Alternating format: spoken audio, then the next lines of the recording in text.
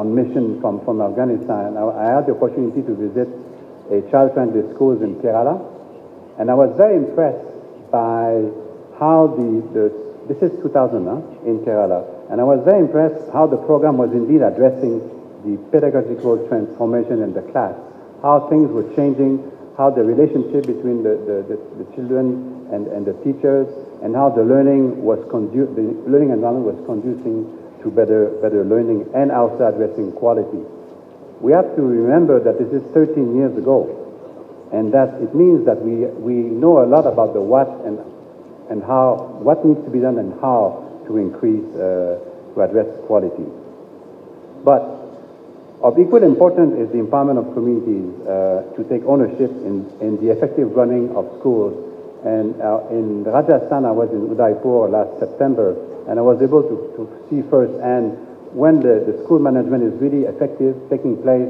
This can make a difference in how the teachers are being monitored by the community, and also how the relationship is taking place between the children and the teachers. And in Jaipur a few weeks ago, I was also able to visit a school where the Panchayati Raj has been given much more authority, and also governance has been increased over the last couple of years, and we could see firsthand that this is really making a difference in the oversight of the school management by elected people. So before I close, more attention needs to be provided in ensuring functional school management committees. That goes without saying. And this is really part of the RTE compliant schools development plan that should be much more supported throughout the states. Other examples, as I said before I conclude, is, for instance, the intensive community mobilization and RTE awareness campaign through literacy efforts, mobile vans such as the Kara Jatas, folk songs and dance in Andhra Pradesh, Assam's mother group, which actively conduct school morning assemblies to monitor student attendance. Those are very good examples where the community involvement and ownership can really make a difference in school management. In conclusion, I would like to say that at the end of the 3-year deadline, it is critical for national and state government to really, as it mentioned, to take stock on the progress achieved and identify the gaps, which remains in order for the RT commitment to be a reality with a real sense of urgency. And the last speaker was very eloquent in addressing what could be a roadmap, what needs to be done to address some of the gaps. So there is need for both one-time investment, such as I'm just going to conclude in saying that, like in some states, like in Odisha, which I will be visiting next week, there are also interesting examples where the implementation of innovative grievance redressal mechanisms, such as toll-free helplines, number of displaced population, and so forth, is really making a difference for all of these.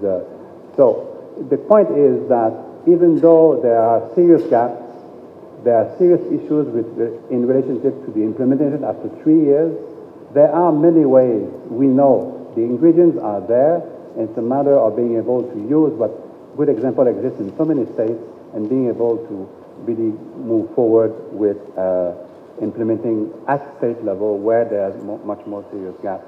So in my last word, I would like just to say that just imagine India when all of its children will have completed 8 years of very good quality education. What better ways to secure the future of India, and I really believe in that. Thank you very much. Thank you so much mister Louis George. दोस्तों, सत्र काफ़ी late हो चुका है। दूसरे सत्र के भी वक्ताओं को मैं देख रहा हूं। हम क्षमा प्रार्थी हैं इस देरी के लिए।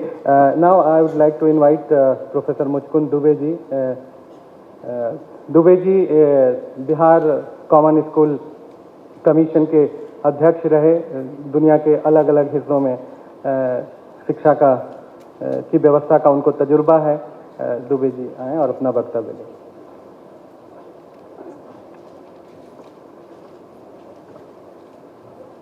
मित्रों,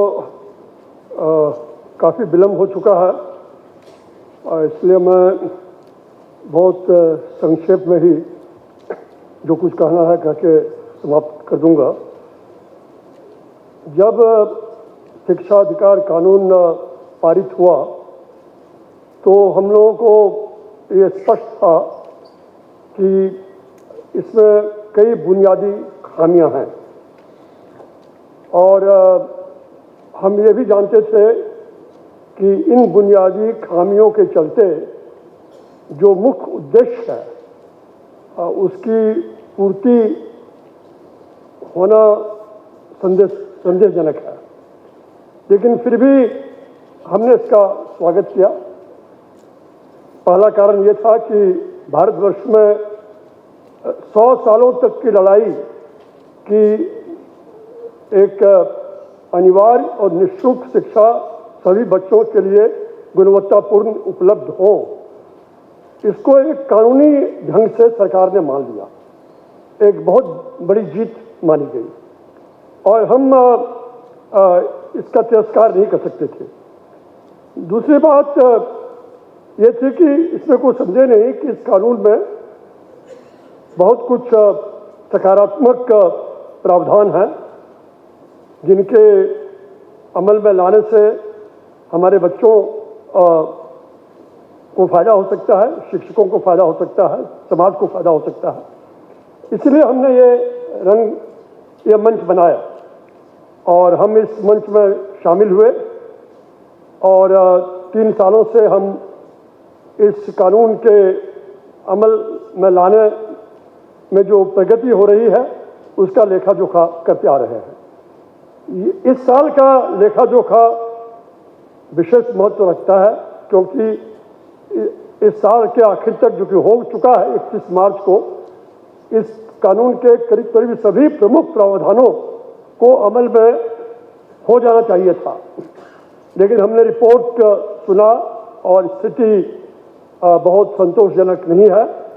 मैं उसकी पुनरावृत्ति करना नहीं चाहता हूं और न मैं ये कहना चाहता हूं कि इसके क्या कारण है, और क्योंकि इसके ऊपर भी प्रकाश डाला जा चुका है। हम आगे क्या कदम उठाएं उसके बारे में 2-3 बातें कह के समाप्त करना चाहता हूं। और ये मैं इसलिए कर रहा हूं कि मेरी ये धारणा है कि एक शिक्षा व्यवस्था को एक फ्रेगमेंटेड रूप में देखा नहीं जा सकता, एक विभक्त प्रणाली के रूप में देखा नहीं जा सकता, जहां की ये 6 साल से 14 साल के बच्चों के लिए एक प्रावधान हो और 3 साल से 5 साल 6 साल के बच्चों का दूसरा प्रावधान हो और 15 साल से 18 साल के बच्चों का तीसरा प्रावधान हो। ये एक बुनियादी चीज है।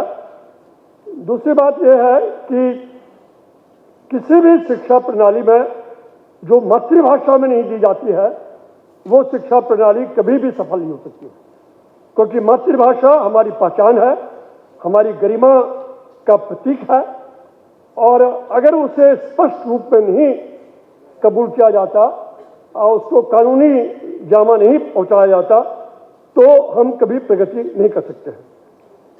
तीसरी बात यह है कि हमारे सरकारी स्कूलों का पतन इसलिए हुआ कि धनी वर्ग के बच्चे का वहां से पलायन हुआ, और अब हम ये देख रहे हैं कि शिक्षा के क्षेत्र से ही सरकार का पलायन हो रहा है, और इससे एक अत्यंत ही विषम स्थिति पैदा हुई है। श्री कृष्ण कुमार जी ने इसके ऊपर प्रकाश डाला और हमें ये देखना है। तो ये सवाल उठता है कि क्या एक विभक्त प्रणाली व्यावहारिक प्रणाली हो सकती है? क्या ये विभक्त प्रणाली हमारा जो मुख्य उद्देश्य है निःशुल्क और अनिवार्य शिक्षा गुणवत्तापूर्ण सारे बच्चों को पहुंचाना, ये संभव कर सकता है? मेरा ये निश्चित मत है कि ये संभव नहीं है, और इसलिए हमारा जो अगला कदम है वो ये है कि हम किस प्रकार से ये भेदभावपूर्ण शिक्षा प्रणाली को एक ध्वस्त करके और एक वार में ध्वस्त करके, ग्रेजुअलिस्टिक नहीं, क्रमशः नहीं, एक वार में ध्वस्त करके उसके स्थान पर एक नई शिक्षा प्रणाली स्थापित करें, इसके ऊपर हमें गौर करना पड़ेगा। और उस नई शिक्षा प्रणाली के उदाहरण हमें दुनिया के बहुत देशों में मिलता है। उस नई शिक्षा प्रणाली क्या हो, उसका एक सीमित रूप में एक राज्य में उसका कैसा अमल में लाया जाए, इसके लिए रिपोर्ट बन चुकी है। तो ये मुझे जाना पड़ेगा। अंत में मैं ये कहना चाहूँगा, और ये यहाँ पर मैं प्रोफेसर कृष्ण कुमार जी के विचारों को दोहराता हूँ। अब वो ये है कि जुडिशरी का इसमें बहुत बड़ा रोल है। हमारे जुडिशरी को 3 साल के बाद अब ये सोचना पड़ेगा कि इस किनारे में पहुंच के, इस कगार में पहुंच के 3 साल के बाद क्या निःशुल्क अनिवार्य गुणवत्तापूर्ण शिक्षा जो एक कानून बन चुका है, ये सिद्धांत, वो हमारे बच्चों को मिल रहा है या नहीं मिल रहा है। तो अगर नहीं मिल रहा है तो ये गैर कानूनी है, और अगर ये गैर कानूनी है तो इसे करने के लिए हम क्या प्रयास करें। हमारे जुडिशरी को इसके ऊपर विचार करना पड़ेगा और आदेश देना पड़ेगा कि केंद्र सरकार को और राज्य सरकारों को इसके लिए क्या दायित्व है। उनके लिए एक एक्शन प्लान बनाना पड़ेगा और उनके लिए वादा किया जाएगा कि इस एक्शन प्लान को अमल में लाया जाए।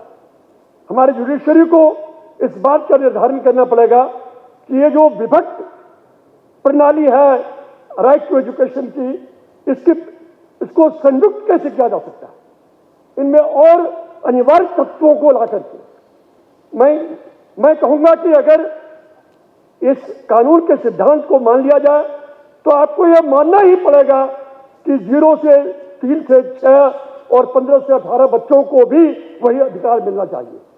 अगर आप ये सिद्धांत आपने मान लिया तो आपको यह मानना ही पड़ेगा कि शिक्षा मातृभाषा में देनी चाहिए।